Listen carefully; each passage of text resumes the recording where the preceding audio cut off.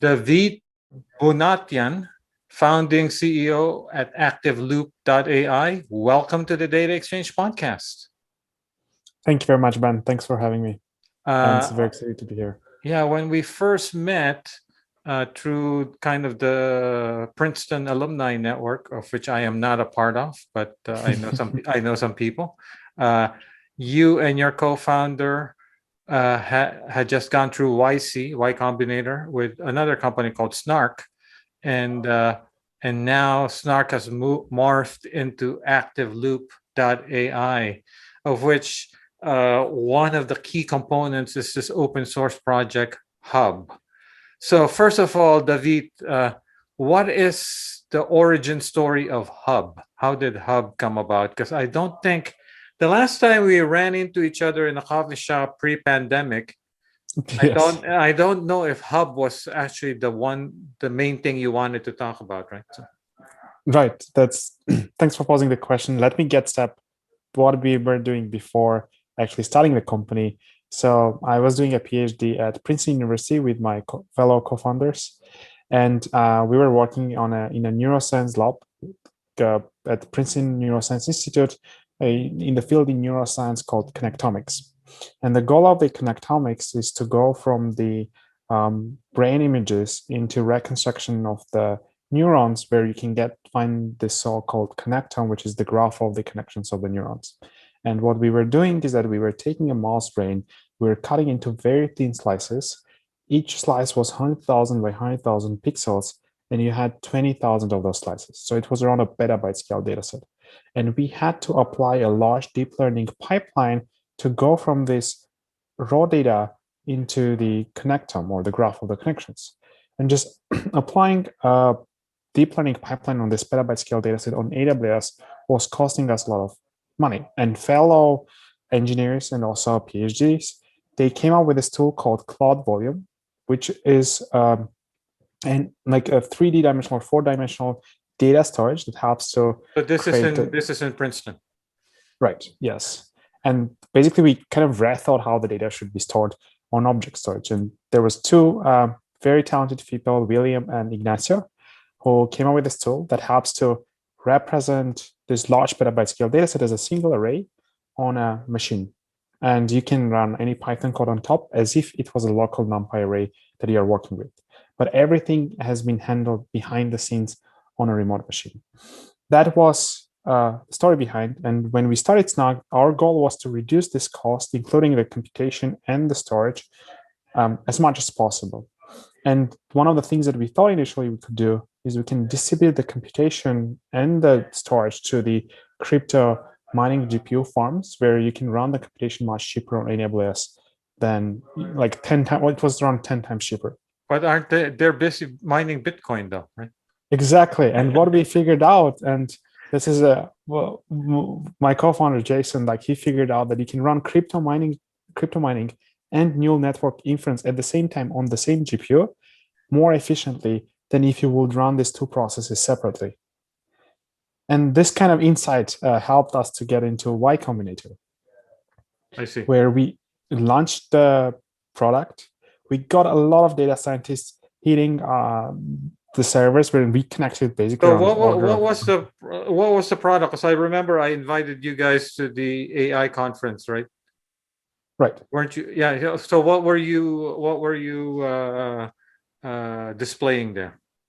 So the basic notion before getting there, we managed to launch the product, get a lot of data scientists using this GPUs. But then what we learned from the customers and enterprises, they don't trust their data to be on third-party sources. This was the number one learning. And number two learning is that those rigs for crypto mining, they are not very good for data transfer, especially the GPU that links to the motherboard is very weak. And I'm not talking about like moving a large, even terabyte scale data set to a crypto mining farm, which is very focused there. So what we did is that we decided we can take this technology, like the scaling or on the cloud, and put it on top of the cloud. So it's kind of a hyperscaler for processing your tasks. And that's, I think, what we presented during the conference that you invited us. And then at some point, you started focusing on data management for unstructured data, which is Hub. So how did that happen?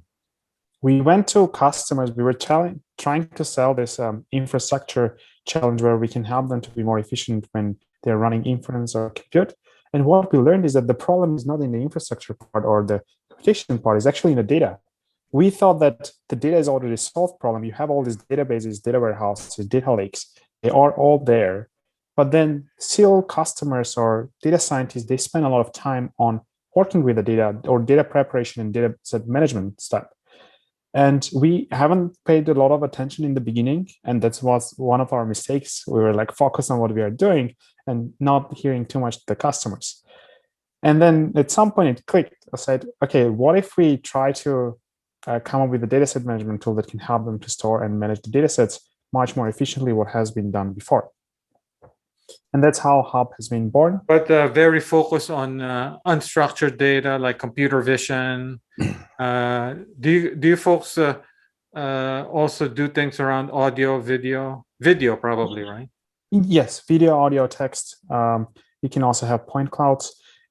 Like if you store the data if you have data with structured or semi-structured space, the tools that there are already very optimized and you can run a lot of very efficient computations on top. But when you talk about images, video, audio, what people do is that they store it on files or on object storage as blob files. And if you go and Google search, like, can you give me a database for images?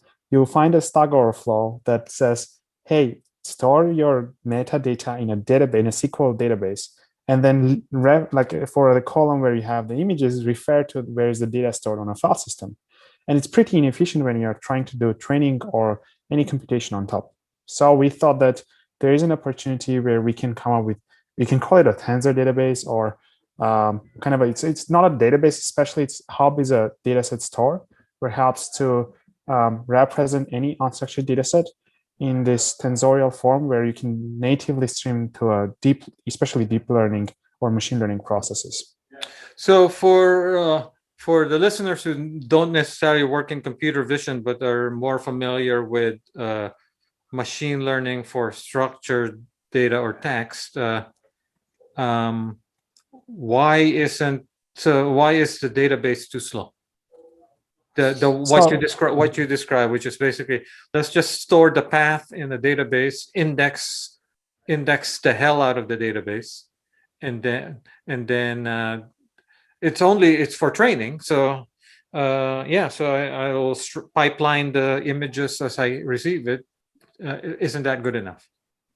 So we had, first of all, our first customer had I don't want to name things, but like dozens of millions of text documents, and they were storing the data on a Postgres database. And our goal was to help them to train an embedding model, like you see today, GPT-3 and all these language models. But before that, it was like Elmo. That was around 2 years ago. And what they were doing is they were dumping Postgres like text data into S3 as per each text file was stored as a single object. And if you try to load this data or copy this data, it's very slow. It's very inefficient because the files are very small and you have this overhead of latency of getting each sample. And the initial version, the so-called small file problem. Yes, that's a good name. Yeah. So we thought what we did a very basic thing. We took the bunch of these text files and put it into pickup files and stored it together. And then we found out that you can actually do it very efficiently. And the same thing happened to us as well when we started working with another customer who has airplanes flying over the fields. They collect a lot of aerial images and they store up to petabyte scale datasets on S3. And they were using these cloud GeoT files, which are like industry standard for storing aerial imagery data. And the problem with that is that this technology has, I mean, of course, they were using the modest like cloud GeoT files are pretty recent as well. But it's based on what has been done 20 years ago, including the compression techniques they have decided to use. It all like, I mean, it's pretty good. Don't want to say, but there's a lot of room for improvement, in other words. So that's how Hub was being kind of inspired or born from those two major customers we work with. So let me ask you this: at a basic level, do I need Hub for images if I'm not in the petabyte scale range? We get this question asked a lot. Hub becomes a solution to the pain when you are at petabyte scale dataset or like hundreds of terabytes, but it works for smaller datasets as well. Like we have users who are using it for 1 GB or 10 GB datasets as well. And that's there you see the less benefits of it because the data is small and you can easily copy around. But when things get really big, then you have these issues that you'll prefer to abstract away the whole file system and don't worry about where are the data stored, which cloud location, how they are stored, and how to efficiently stream this to the training process. So what are the major use cases? So there's machine learning, right? So training deep learning models. So what else? Is search one of them? So we have search, but then what we do offer is that you can do a metadata-based search without loading the whole data. So let's say you want to get all the images that contain a bicycle during the night that's crossing a street. What you can do instead of loading the whole image, by the way, we treat metadata as same as images as well. So they're another kind of a column or another tensor in the data. So you can do run a query saying, give me all the images that has it's more like a filter that gives you a new dataset view that contains the specific labels. Another use case that we have seen is actually pretty interesting is visualization of the data. A lot of those tools like help to store the data, but not many of them store care about how you can efficiently visualize this data for the users to be able to understand or see where the data problems are.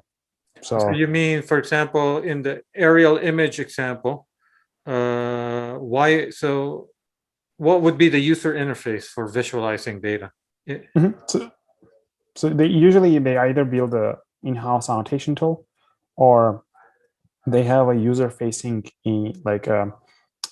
tool for running on iPad or on iPhone for their end consumers. But when the data scientists want to quickly access the data and look into it, they have some problems. Like they have to either double click on a TIFF file and open a large image on a local machine by copying and downloading it, or they have to use their internal or build an internal tool essentially to do the data.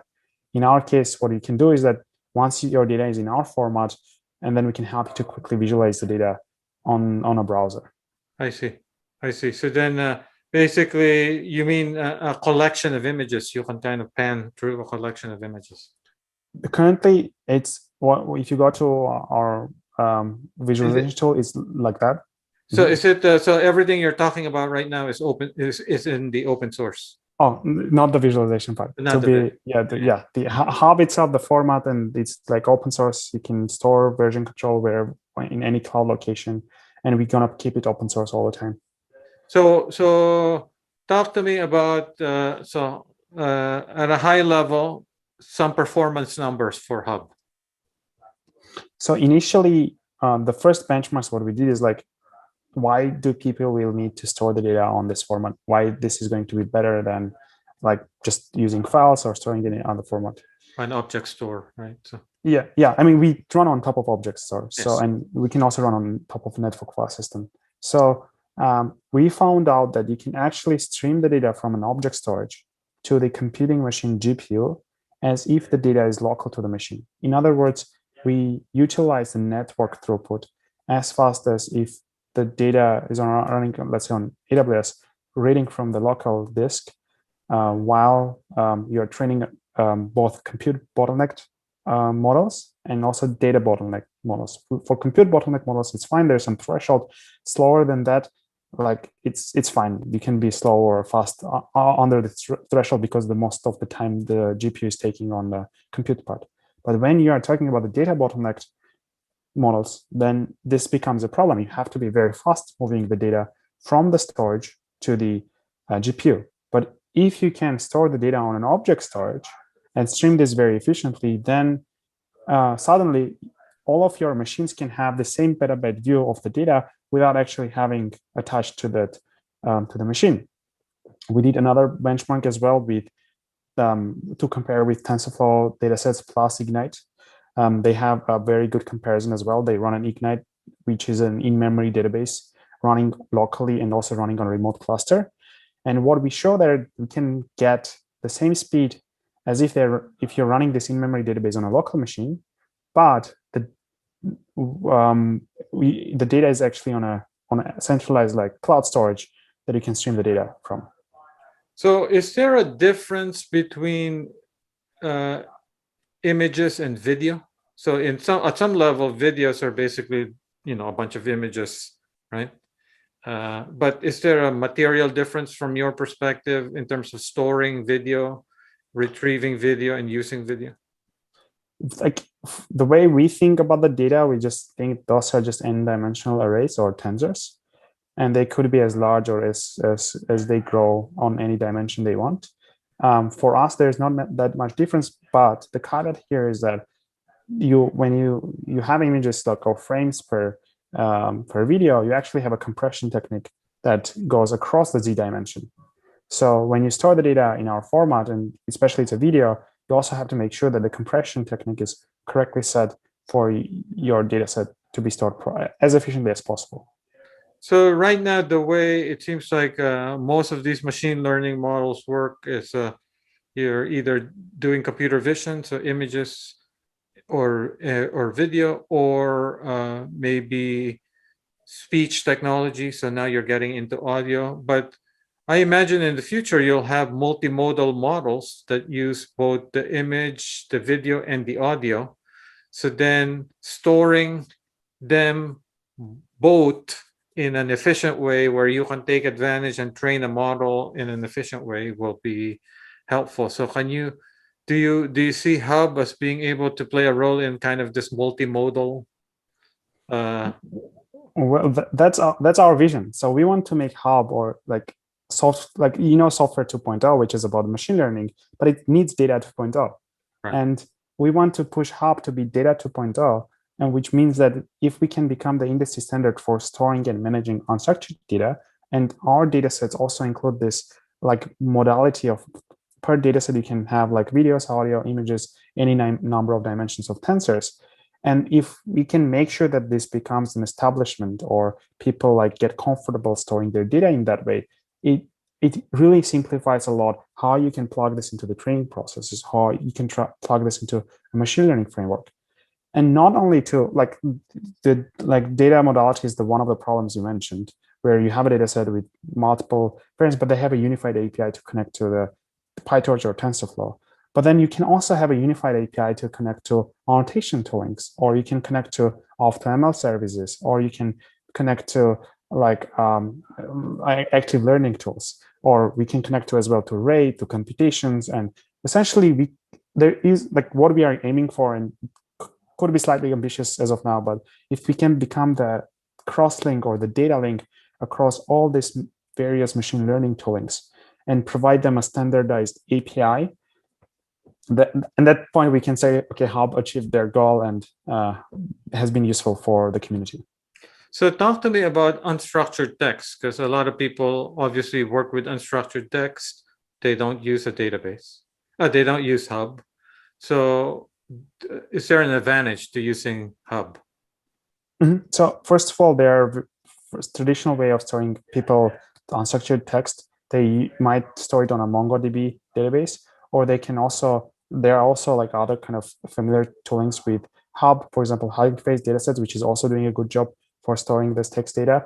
And the advantage that we do provide is that we still treat text as just an n-dimensional array.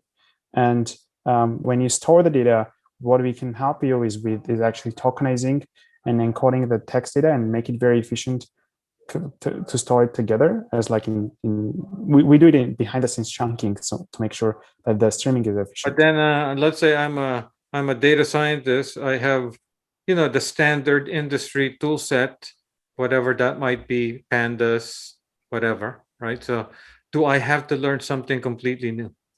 We have seen this friction a lot of, there's one more package that I have to learn. Yeah. The reality is that we want to simplify.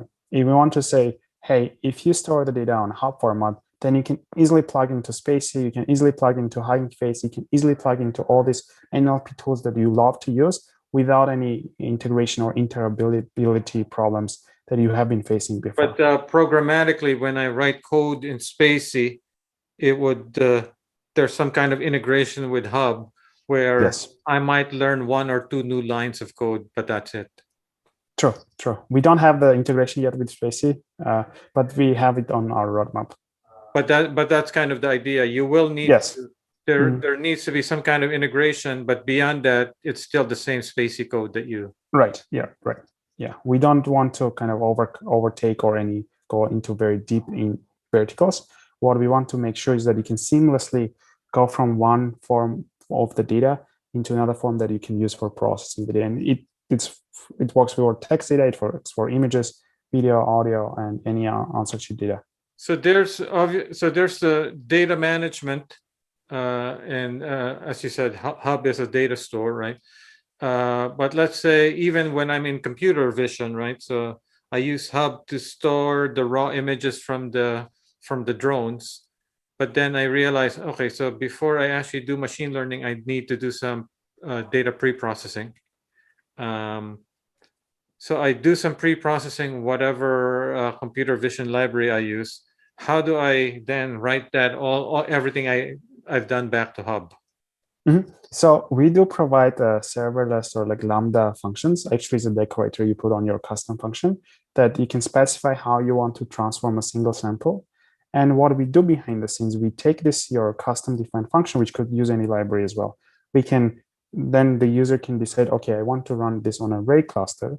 And then what we can do is that we can take this transform, take it and distribute this on a array cluster, run the computation, efficiently create a new dataset or a version of this dataset, and then stream this dataset to the training process.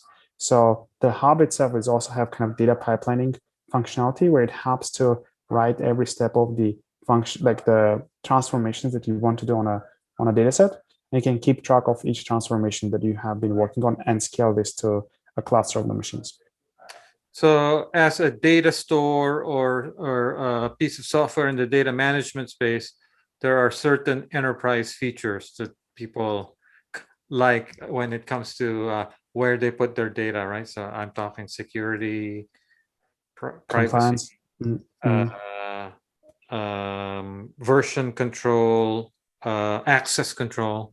So which ones of these come with the open source project, and which ones of it you have to go to ActiveLoop?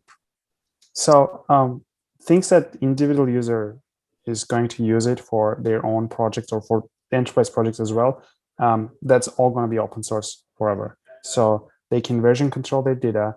They can store it anywhere they want. They can represent any type of data as efficient as possible. And we are working on the efficiency problems we have. But when we talk about multiple users or multiple workers hitting the same data set at the same time, either to writing or reading and or running these large scale computations where it actually the problem of enterprise, not the individual user, then it may make more sense for the enterprise version. Though we are still defining these lines for the enterprise versus open source, and we listen to the community and understand if the community or open source community will need the specific features for their own development, then we definitely want to open source that part. But when we talk about the access management, usually like individuals, they don't care about the access management. Right. That's where the companies care. Or when you talk about like multiple data scientists, like tens of them working at the same time on a data set as like Google Docs for data sets, then it's more about collaboration and yeah. You know, in machine learning, at least for structured data, people even have now.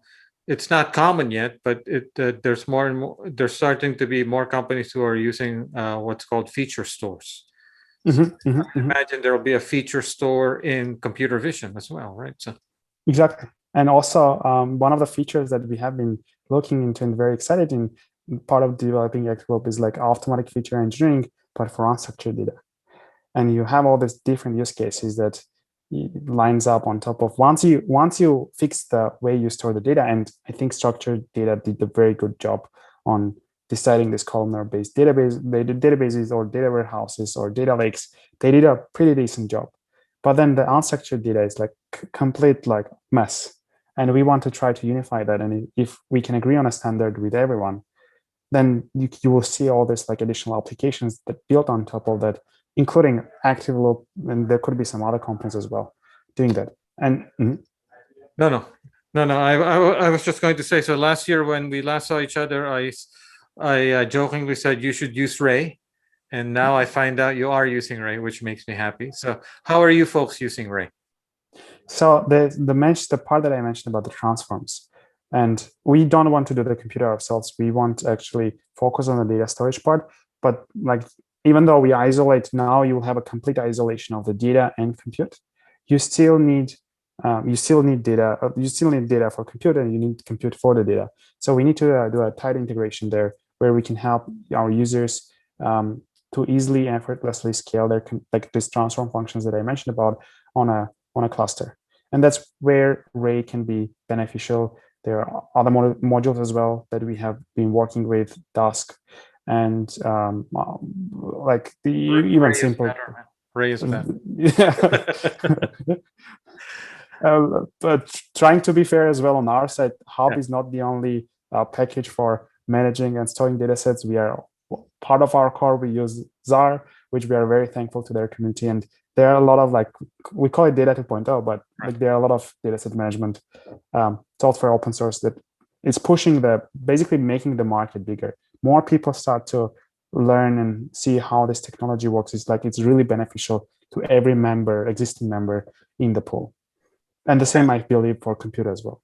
Yeah. So actually, before we go to our next topic, which is open source, I got a hold of your slides where you have the 7 problems of managing data at petabyte scale. So I guess we can pick 1 or 2 of these. So which ones do you want to cover? I can go through 7 of those if you want, but there are some. No. But which ones are the let's say the hardest and the real bottlenecks? Yeah. The real bottlenecks. I guess they all are, but then which ones are the ones that are very hard for companies to solve? So one of them is the memory management. Once you start working with large amount of, like, that goes above your RAM limits and across multiple machines, and you might be not tricky or like not careful, and then load a large chunk of the data into a single machine that doesn't have that amount of RAM, and it can't just efficiently use swap memory. So that's like kills the machine, and then it kills the process, and then your whole processing is down. So I feel that's one of the biggest ones. The other one that you want to be very careful is that you want the data to be local to the machine. And when we say that, we don't mean on the same machine, but we mean in the same infrastructure or in the same cluster. I think those 2 problems, like, really, I'll give you an example. Like, if you want to move petabyte scale data set from, let's say, New York to San Francisco, it's cheaper and more efficient to hire a truck to go and pull the data into the data center, move this data across the whole US physically, and put it into a data center in San Francisco. And that's due to it's more efficient within the internet infrastructure, because you don't want to bottleneck the whole network pipelines. But it also, like, you see how much it costs to move the data out from AWS and put it on GCP. Right. So this data transfer is another very big problem in the whole ecosystem now. So Hub is an open source project. So you're now trying to grow an open source project. So what are some of your key, I guess, at a high level, besides GitHub stars? What metrics does the Hub team monitor closely? So we started with GitHub stars because that was the easiest metric we can start to optimize for, but that's a vanity metric. Right. And there's also in addition to that, you have issues created by the community, you have forks, you have number of contributors, like number of used by other packages or import hubs. Right. And also like how many community members you have on Slack channel and how many people turn into the network, like meetups. Though what we learned is this is all great and this gets a lot of insight. I think next Monday we are releasing the telemetry solution that's going to collect a lot of bugs and retention metrics with, of course, user consent to help us to improve Hub in much more product manner, consumer-based product manner. Why I'm saying this, what we have seen is like DevTools became like mobile application apps where you have so many analytics connected to each other. And we are partnering with another fellow startup who is building a mixed panel or analytics for DevTools, which helps to make it very efficient to collect all this analytics there called Bug Out Dev. So do you folks keep track of how Hub is being used? Like, for example, what's the geographic distribution of users? I'm assuming mostly US, mostly Bay Area, but after that, who's using Hub? Yeah, we have geographic location like based on actually is based not on the usage itself because we don't track who is downloading the package, but we do know our community members and we run demographics on our community members. We have people from Europe, we have people from Asia, especially from India. We also have people from South America. So we see geographically it's well diverse. I think the biggest country is still US in terms of number of community members. We also look into who are those users. Are they students? Are they enterprise developers or they're data scientists, researchers? And we have pretty kind of homogeneous representation of each category as well from each of those communities. We also see their advancement levels. Like some people want to contribute and they are not that the skill level they can contribute to the core of Hub. So we kind of help them or direct them to help us with docs or tutorials or anything that once they build up their skill, they can contribute. And we also have core skilled developers who want to get into the core part of how the data is stored and try to optimize that. But most of your users are computer vision? We have, yes, the computer vision is a primary focus for us as of now. Though we have some customers who ask us for audio and some users as well for asking for text data. So since Hub is stored in uses object stores, is it multi-cloud? I mean, in terms. Yes. Okay. Right. So you can easily switch to GCP, AWS, Azure. We also, one of our power users asked for Minayo integration, and we quickly just added the Minayo integration without any problems. So how hard is it for the team to make all of the different clouds basically at the same feature parity? So in other words, the AWS version is equal to the one in GCP and equal to the one in Azure. We have seen this problem when you are starting to use the enterprise features, when you actually have to take care of the access management, like deciding this data set has to apply to this user. Sometimes there are some policy differences that you have to make sure for different like cloud providers and object storage providers. But in general, like if you are just using the open source version for storing the data, we have users that are storing on Azure, there are users that are storing on GCP, and we haven't seen any issue just on a basic level API that we are relying on. Because for just storing the data, we just get put requests are totally good enough for running the operation that we are doing. There are some additional ones that are kind of a secondary. So do you think that petabyte scale in computer vision, do you think right now when people hear that, they think about, oh, it's tech companies in the Bay Area, maybe some companies that do aerial imaging, but it's not common. Do you think in the future it'll be much more of a common thing? Oh, yes, I'm definitely sure. Like once you see 5G taking over, once you see like consumers like uploading so many videos, and I mean, they are already uploading images and videos. Like you look into these mobile application companies who are doing photo editing or social networks, they already store petabyte scale data sets. And then you look into, let's say, what we have been doing over the last 20 or maybe even 40 years. We had these video security cameras. They were just like storing the data for 2 weeks and then dumping it over. And people will start to extract more value out of it. Even shopping malls, they can start to get analytics for their like how people are behaving, where are they going and looking into it and so on. And they're gonna store all this data. And once we get more efficient in terms of, like, it's very expensive today to extract business value from unstructured data. And if we can like make it very cheap, then we can enable a lot of more applications that will create business value for those customers. So I imagine, so for example, if this becomes a pressing need, then the cloud providers will build something similar to Hub, but the challenge there is that it will only work on their cloud, right? Yes, you see the MongoDB story, you see Elastic story with AWS, and there's always this problem with, I mean, in open source as well, like the cloud providers will put their down on their own version. But what we have seen, and I think Databricks did a great, awesome job there, trying to unify all these cloud providers, and that's exactly. I think their model went pretty well, and I also had the luck to talk to Reynold, I think around a month ago, and he mentioned that if you can build like doing open source is great and that's very useful, and building the community should be number one priority. But if you can also build a kind of an unfair advantage, then it wouldn't make sense a lot for AWS or for any major cloud provider to copy your code instead of maybe partnering with you or running on top of that. And that's where excelled Databricks on building their own And also, proprietary. you have the luxury of focus, right? You're completely focused on making this great. The cloud providers have so many different products that they're trying to maintain. Exactly.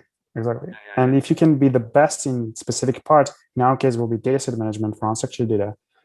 For any scale will be like compute, like making sure that you can streamline and schedule the compute on a large cluster of machines. Then even if AWS or they try to copy that, it will be superior to. Or like, It'll only ultimately always only work on their cloud. And yes, and we're getting to the point where actually more and more people are multi-cloud, right? Yeah, and enterprises as well. Like one of the asks that we get is that, hey, can you give us a unified view of all our data sitting on multiple locations, including cloud and our on-premise infrastructure? So what is in the 6 to 12 month roadmap of Hub? So we have seen a huge growth, like especially last month on the open source side, and we have seen this increase. Number one priorities currently for the whole company is to nail down the adoption and make this as ready as possible for becoming an industry standard. I think if basically we can be the go-to, or when we can be the go-to tool for storing unstructured data, that's where we can achieve our goal. And the next thing, we also as a venture-backed company, we also have to prove the business model as well. So these are two things that we are going to primarily focus for this year. And so what? So to close, is Hub hiring? Are there any opportunities for people to join ActiveLoop? Yes. If you're very passionate about something that nobody is passionate about, especially like data scientists don't like work with data. If you are passionate about with storing and managing unstructured data sets and building an infrastructure, we would love to talk to you. So that will be, I mean, regardless we are hiring or not, we will love to talk to you and hear your thoughts. And we also like have open positions on our side.